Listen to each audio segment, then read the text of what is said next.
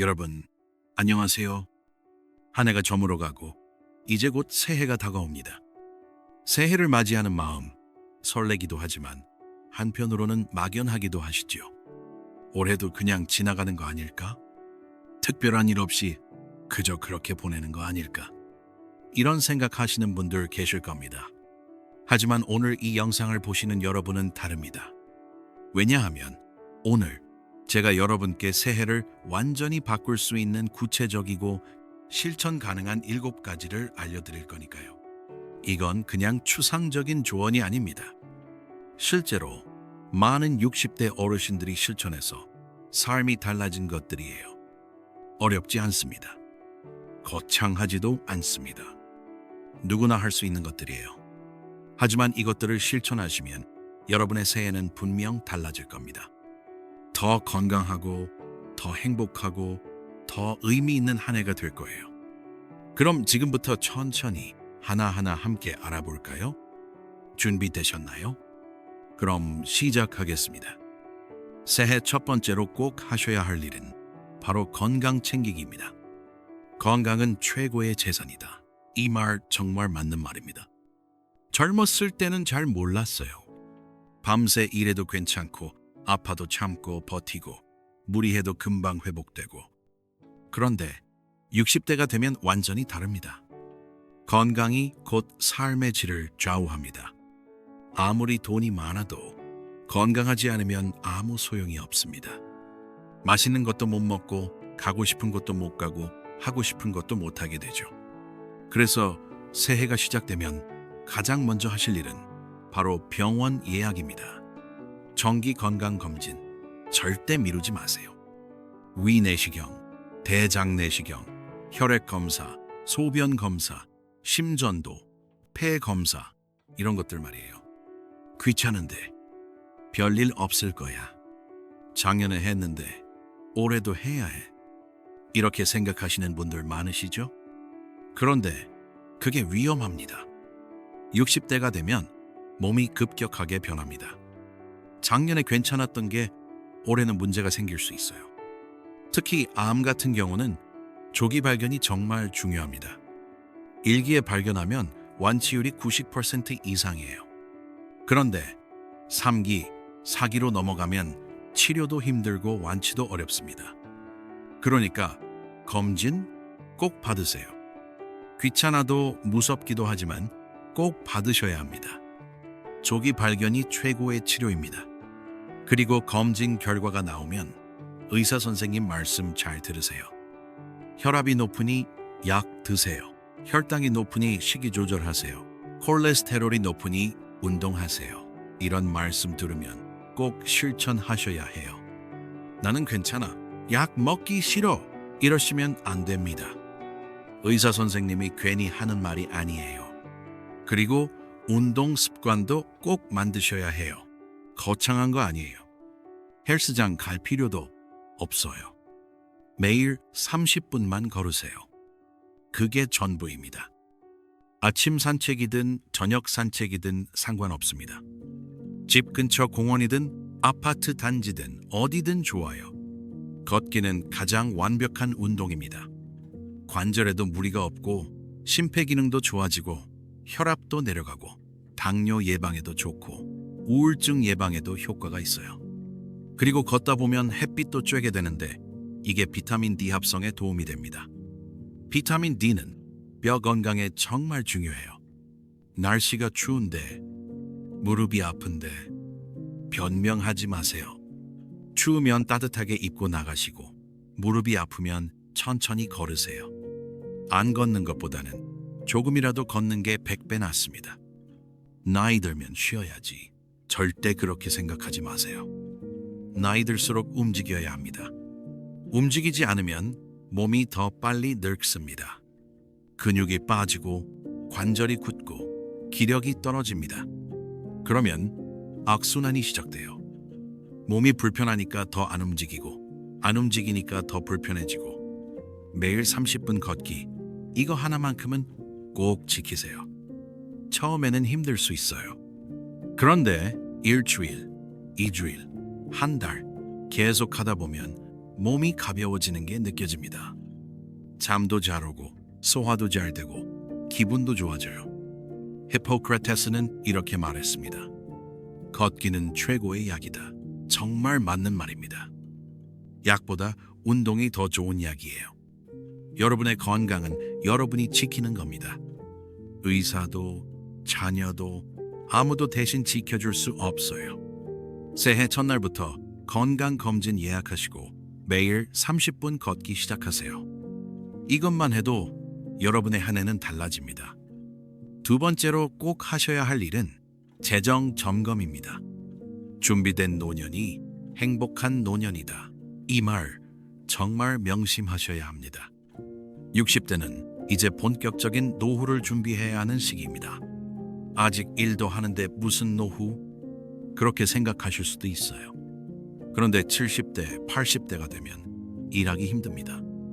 건강도 안 좋아지고 체력도 떨어지고 그러니까 지금 60대에 준비를 해두셔야 해요. 새해가 되면 한 번쯤은 여러분의 재정 상태를 점검해 보세요. 먼저 국민연금부터 확인하세요. 나는 언제부터 얼마나 받는지, 배우자는 어떻게 되는지, 받을 수 있는 금액이 정확히 얼마인지 국민연금공단 홈페이지나 앱에 들어가면 다 나와요. 모르시면은 자녀분께 물어보시거나 주민센터에 가서 도움을 받으세요. 그리고 개인연금이나 퇴직연금도 확인하세요. 은행에 얼마나 있는지, 어떤 상품에 가입되어 있는지, 만기는 언제인지 이런 것들을 하나하나 체크해 보세요. 종이에 적어보는 것도 좋아요. 그러면 내가 가진 자산이 한눈에 보입니다. 그 다음에는 부채를 확인하세요. 대출이 있나요? 카드 할부가 있나요? 있다면 빨리 갚는 게 좋습니다. 60대 이후에는 빚이 없는 게 제일 마음 편해요. 이자 내는 것도 부담이고 정신적으로도 스트레스예요. 그리고 매달 지출 내역도 한번 체크해 보세요. 가계부를 쓰시는 게 제일 좋아요. 요즘은 스마트폰 앱도 많으니까 활용하세요. 한 달 동안 뭐에 돈을 얼마나 쓰는지 보면 정말 놀랄 겁니다. 이게 이렇게 나갔어. 이건 왜 샀지? 불필요한 지출이 생각보다 많아요. 안 쓰는 보험 정리하세요. 중복된 보험, 보장 내용이 안 좋은 보험, 과도하게 비싼 보험, 보험 설계사한테 연락해서 한번 점검 받아보세요. 정리하면 매달 몇만 원씩 아낄 수 있어요. 그리고 구독 서비스도 확인하세요.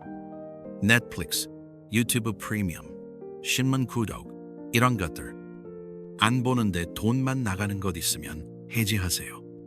충동 구매도 줄이세요. 홈쇼핑 보다가 좋아 보인다 싶어서 사는 것, 마트 가서 할인한다고 필요 없는데 사는 것 이런 거 정말 조심하셔야 해요. 나중에 쓸 수도 있잖아. 그렇게 생각하는데 안 써요. 대부분 사기 전에 한 번 더 생각하세요. 이게 정말 필요한가? 이거 없어도 사는데 지장 없지 않나? 그렇다고 너무 아끼며 살라는 게 아니에요. 쓸 때는 쓰되 현명하게 쓰자는 겁니다. 손주 용돈 주는 것, 자녀 도와주는 것, 친구들과 밥 먹는 것, 여행 가는 것 이런 건 아끼지 마세요. 이런 건 삶의 질을 높이는 의미 있는 지출이에요. 하지만 불필요한 낭비는 줄이자는 겁니다. 벤저민 프랭클린은 이렇게 말했습니다. 돈을 조심하라. 돈이 당신을 조심해 줄 것이다. 노후 자금은 한 번 떨어지면 다시 채우기 어렵습니다. 일할 수 있는 나이도 한정되어 있고 건강도 예전 같지 않으니까요. 그러니까 지금 있는 돈 잘 관리하고 아껴 쓰셔야 해요. 그리고 돈에 대해서 자녀들하고도 솔직하게 이야기하세요. 우리는 이만큼 있다. 너희한테 물려줄 건 별로 없다. 우리가 쓰고 남으면 주는 거다. 이렇게 분명히 말씀하시는 게 좋아요. 자녀들도 알아야 준비를 하죠. 괜히 기대하게 만들었다가 나중에 실망시키지 마세요. 올해 여러분의 재정을 한번 제대로 점검해 보세요. 그리고 계획을 세우세요. 앞으로 어떻게 살 것인지, 돈을 어떻게 쓸 것인지, 노후를 어떻게 준비할 것인지. 준비된 노년이 행복한 노년입니다. 세 번째는 가족과의 시간입니다. 가족은 인생 최고의 선물이다. 돈도 중요하고 건강도 중요하지만 결국 인생에서 가장 소중한 건 사람입니다. 그 중에서도 가족이죠. 나이가 들수록 이걸 더 깊이 느끼게 됩니다. 그때 좀 더 잘해줄 걸, 그때 좀 더 시간을 함께 보낼 걸, 이런 후회 하지 마세요. 올해는 가족과 더 많은 시간을 보내세요. 특히 손주들이 있으시다면 손주들과 추억을 많이 만드세요. 아이들은 정말 빨리 큽니다. 어제 기어다니던 애가 오늘 걸어다니고, 어제 유치원생이던 애가 오늘 초등학생이에요. 정말 눈 깜짝할 사이에 큽니다. 지금 초등학생인 손주가 금방 중학생, 고등학생이 됩니다. 그때 가면 할머니, 할아버지보다 친구들이 더 좋아집니다. 할머니, 나 친구랑 약속 있어. 할아버지, 나 학원 가야 돼. 이렇게 됩니다. 그러니 지금 손주들이 할머니, 할아버지를 좋아할 때 함께 시간을 보내세요. 공원도 가고, 놀이터도 가고, 맛있는 것도 사주고, 박물관도 가고, 동물원도 가고, 영화도 보러 가세요. 그리고 이야기도 많이 나누세요. 할머니, 어렸을 때는 말이야.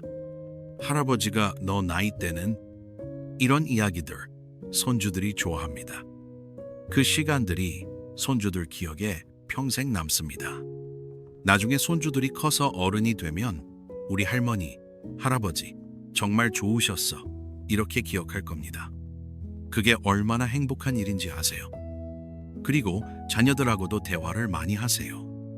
자녀들 바쁩니다. 일하고, 애 키우고, 집안일을 하고, 정신없이 살아요. 그런 자녀들한테 전화해서 안부 물어보세요. 요즘 어떻게 지내니? 힘든 거 없니? 밥은 잘 먹고 다니니? 이런 따뜻한 말 한마디가 자녀들에게 큰 힘이 됩니다. 그리고 자녀가 힘들어하면 들어주세요. 다 너 잘 되라고 그러는 거야. 이런 말보다는 그랬구나. 힘들었겠다. 엄마 아빠는 항상 네 편이야. 이렇게 말해주세요. 자녀들한테 필요한 건 조언보다 공감입니다. 물론 자녀가 잘못하고 있으면 말해줘야 해요. 하지만 그것도 방법이 있습니다. 비난하지 말고 걱정하는 마음으로 조심스럽게 말하세요. 배우자가 계신 분들은 부부관계도 돌아보세요. 평생을 함께 산 사람인데 정작 대화는 별로 없는 경우가 많습니다. 아침에 일어나서 잘 잤어. 한마디 저녁에 오늘 뭐 했어? 한마디. 이게 전부인 부부들 많아요. 그러면 안 됩니다. 부부도 계속 대화하고 계속 관심 가져야 해요. 올해는 부부가 함께 산책도 하고 여행도 가고 맛있는 것도 먹으러 다니세요. 이 나이에 무슨 데이트? 왜 안 돼요? 나이 들어서도 데이트할 수 있습니다. 손잡고 공원 산책하고 카페 가서 차 마시고 영화 보러 가고, 이런 게 부부 관계를 더 돈독하게 만들어요. 그리고 서로에게 고마운 마음 표현하세요. 당신이 있어서 좋아. 평생 함께 살아줘서 고마워. 이런 말 쑥스럽지만 꼭 해주세요. 마더 테레사는 이렇게 말했습니다. 사랑은 집에서 시작된다. 정말 맞는 말입니다. 가족, 당연하게 생각하지 마세요. 언제 어떻게 될지 모릅니다.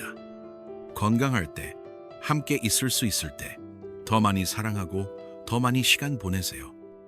올해 가족과 더 많은 시간 보내세요. 그게 나중에 가장 소중한 추억이 될 겁니다.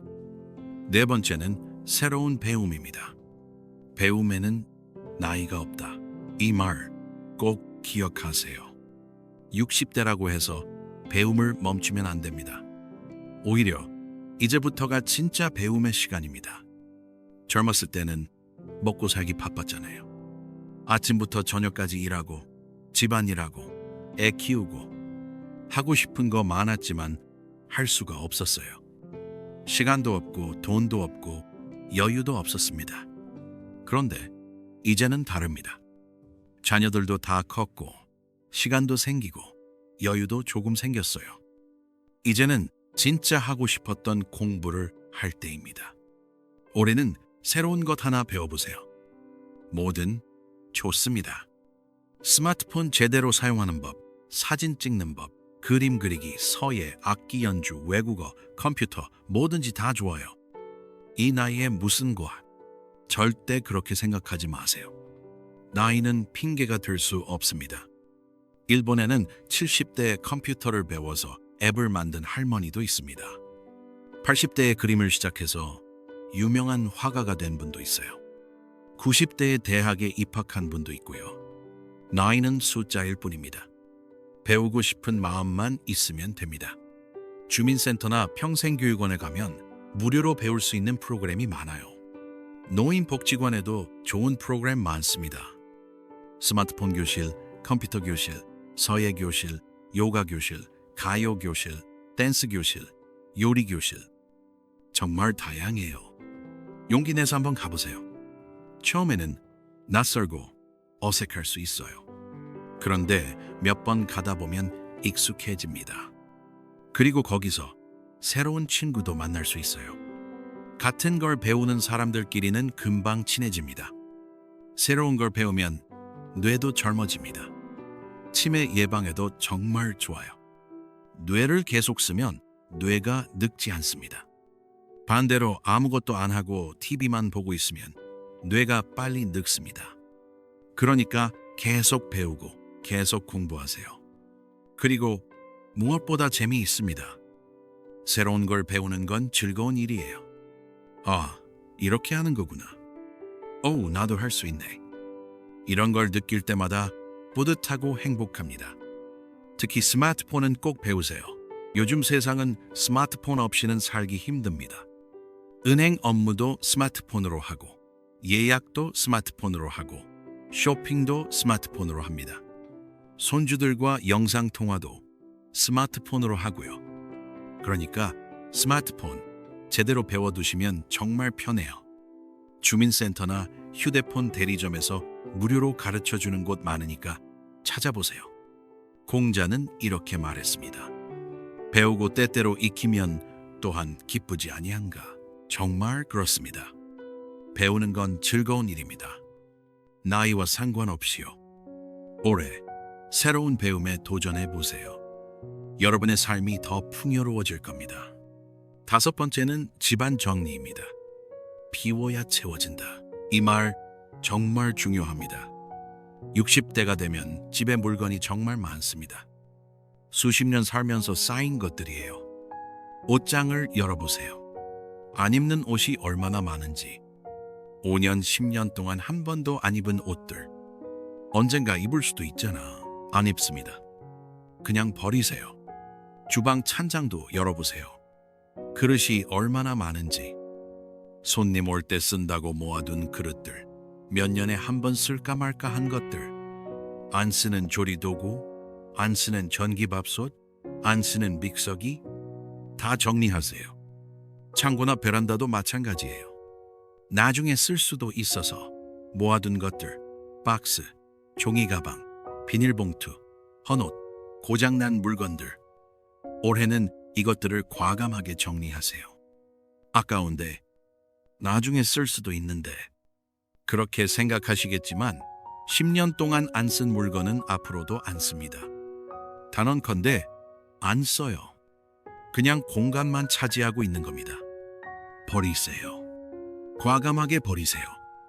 비우면 마음도 편해집니다. 집도 넓어 보이고 청소하기도 쉬워지고 기분도 상쾌해져요. 그리고 정리하면서 추억도 되살릴 수 있어요. 옛날 사진, 편지, 일기장 이런 것들 보면서 아, 그때 이랬었지. 그땐 참 젊었지 하면서 좋은 기억을 떠올릴 수 있습니다. 필요 없는 것은 버리고 소중한 것은 깨끗하게 정리해서 보관하세요.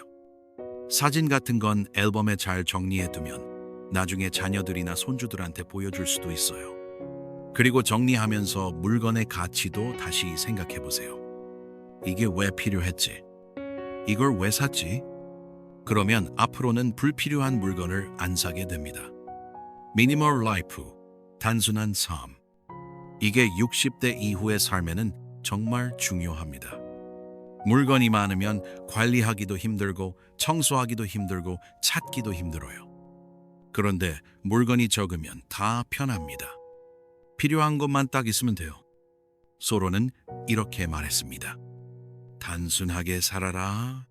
단순하게 정말 좋은 말입니다. 단순하게 사는 게 행복한 삶입니다. 올해 1월부터 시작하세요. 한 달에 한 공간씩 정리하세요. 1월에는 옷장, 2월에는 주방, 3월에는 베란다. 이렇게 천천히 하나씩. 급하게 할 필요 없어요.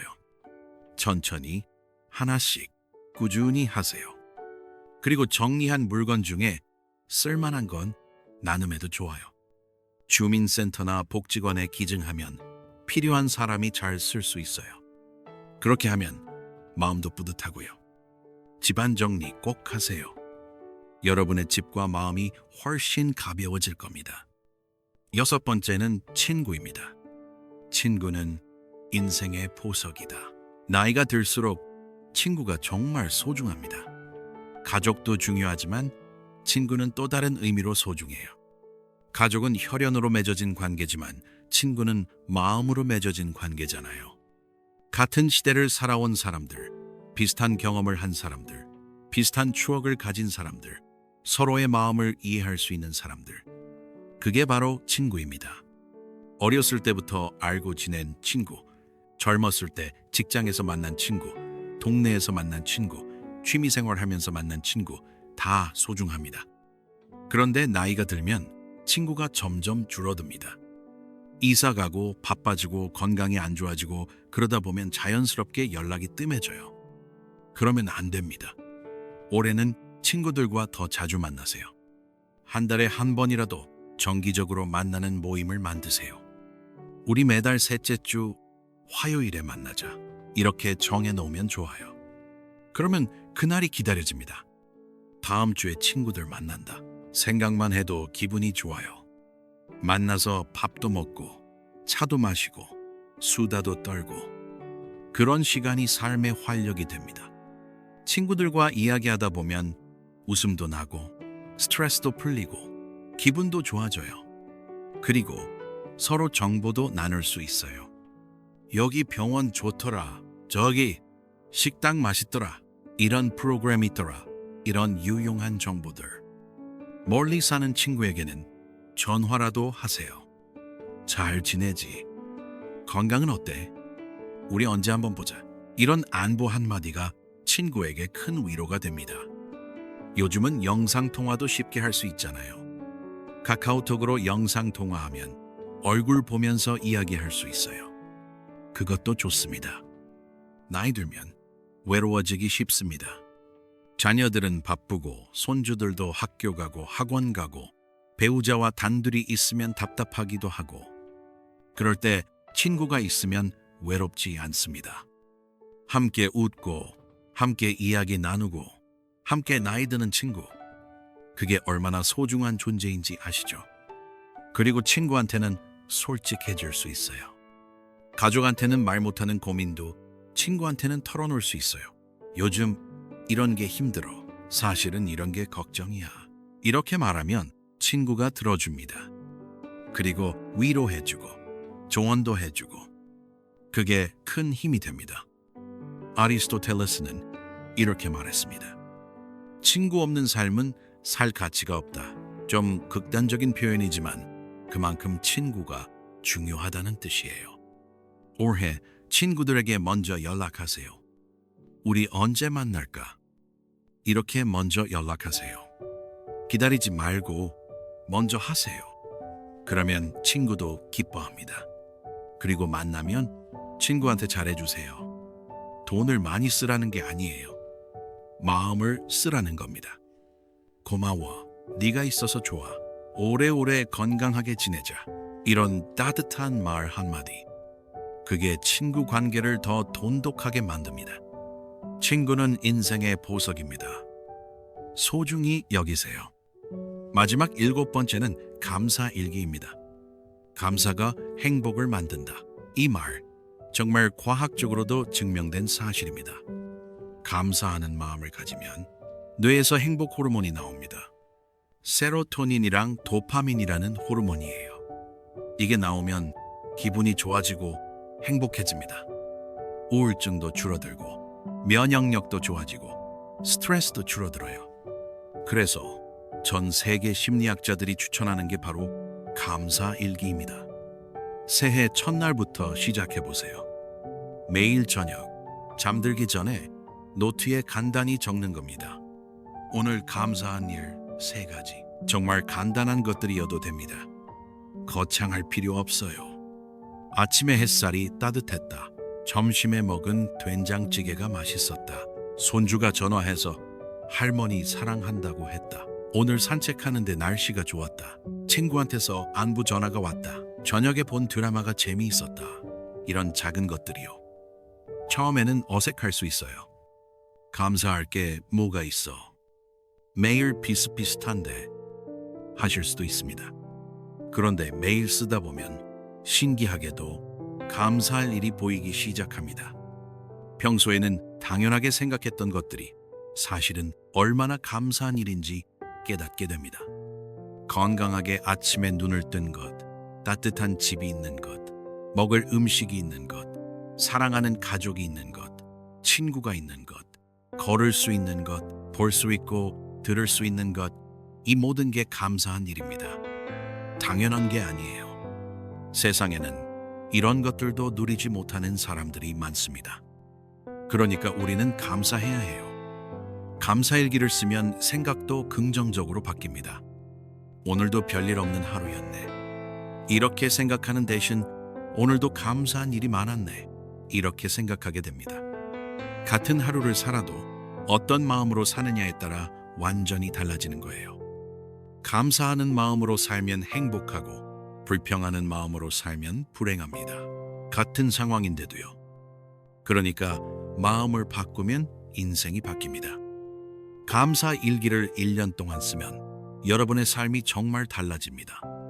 더 긍정적이 되고 더 행복해집니다. 그리고 힘들 때 예전에 쓴 감사 일기를 다시 읽어보세요. 아, 그때도 이런 감사한 일이 있었지. 그러면 힘이 납니다. 월트 디즈니는 이렇게 말했습니다. 감사하는 마음이 행복의 시작이다. 정말 맞는 말입니다. 감사가 행복을 만듭니다. 올해 매일 밤 감사일기 3줄씩 써보세요. 처음에는 힘들어도 계속하다 보면 습관이 됩니다. 그리고 그 습관이 여러분의 인생을 바꿀 겁니다.